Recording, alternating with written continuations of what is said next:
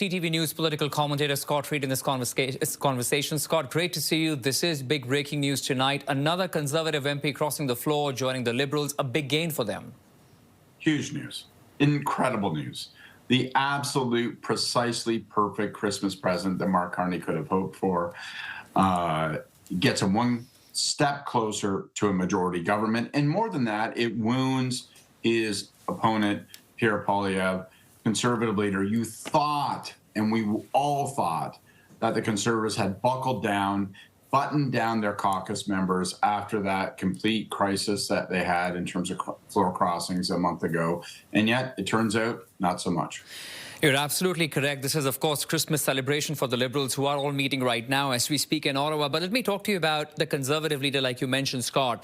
2 defections in as many months. How is this looking for Pierre Poilievre? This is wounding. This is deeply wounding for Pierre Poilievre, because it's not only another defection. It's a defection in the context of a conversation about many Conservatives flirting with the Mark Carney Liberals. So we know that one Conservative had crossed already. We know that Matt Genereux quit the Conservative caucus and is no longer going to reoffer. Now we know that a second Conservative has crossed the floor. And there were rumors of a couple of Conservatives from Quebec. There were rumors of 1 or 2 other Conservatives. This is going to cause a panic inside the Conservative caucus, no question about it. Can I take a moment and go back to Ma's statement? Because nobody had thought of Ontario MP Michael Ma. There were some other names doing the rounds when we heard of Chris D'Entremont crossing over. But the statement says that, and we can bring that statement up for our viewers as well, that Prime Minister Mark Carney is offering the steady, practical approach we need to deliver on the priorities I hear every day while door knocking in Markham, Unionville. My question being, Scott, do you think that Pierre Poilievre is failing to address those everyday questions?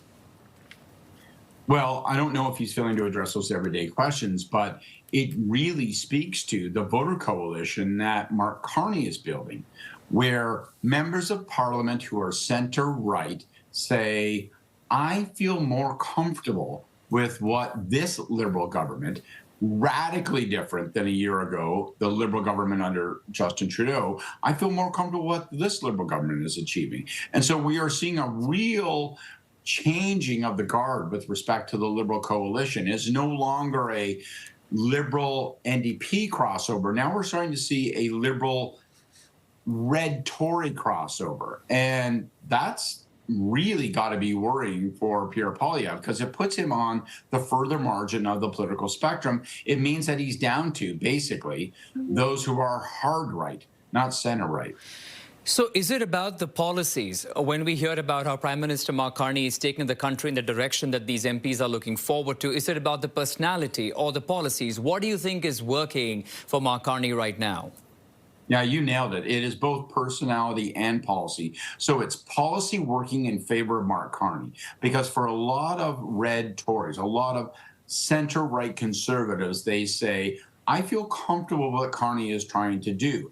Personality works against Pierre Poilievre, because the impression that people are left with is he's too hard right. He's too trapped in the past. He's too much of a convoy Conservative. That isn't working for the party in 2025. Maybe it worked for them in 2020. Maybe it worked for them in 2021. But it feels like it's running out of gas as we move into 2026. So the question is, Scott, how do you think that Pierre Poilievre can actually get back on track? Because just a year ago, he was the one making the headlines. Many were thinking he was going to be the next prime minister of the country. Now we're looking at these defections within the party. One MP has resigned. There is a slow momentum of erosion that's taking place within the Conservatives. How do you sort of get back on track?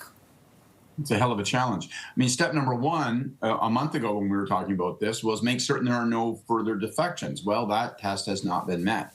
So going forward, he has a vote of the membership in January. He needs to demonstrate that he has not just a strong level of support, but an overwhelming level of support from the Conservative rank and file. If he can get 80, 85, 90, 95%, then maybe that steadies him. Maybe that gives him the political hand to stare down his caucus members and say, if you're thinking about moving, understand the party is behind me, not you.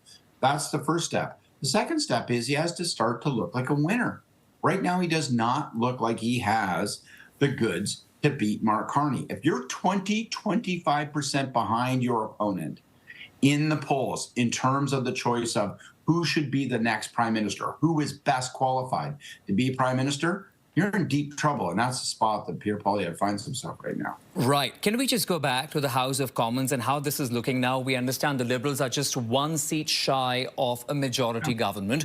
But what does it mean for the Liberals, their agenda, their legislation moving forward? It gets them that much closer to being able to actually win major votes like the drama we saw earlier this month with respect to the budget. But it doesn't give them all that they might want. Like, it doesn't give them the ability to manage caucus committees or House of Commons committees, I should say, parliamentary committees and legislative committees. So this is an important step. This makes them that much sturdier in the House of Commons in terms of their survivability.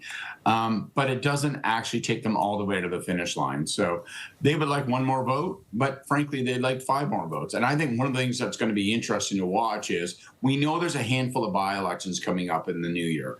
There are people who are walking away. Matt Jenner is leaving his riding. That's a conservative riding. If they flip it, that could give them a majority. Christian Freeland is leaving. There are other rumors of other ridings that might be gone. I think we want to watch closely because by now we look at the math and we say 6 months from now, Mark Carney may have a majority without ever having to go back to the Canadian public. Very interesting time indeed. Okay, we'll have to leave it at that for the moment, though. Scott Reid, CTV News political commentator and former Director of Communications of Prime Minister Paul Martin. Scott, thank you for this. Thanks a ton.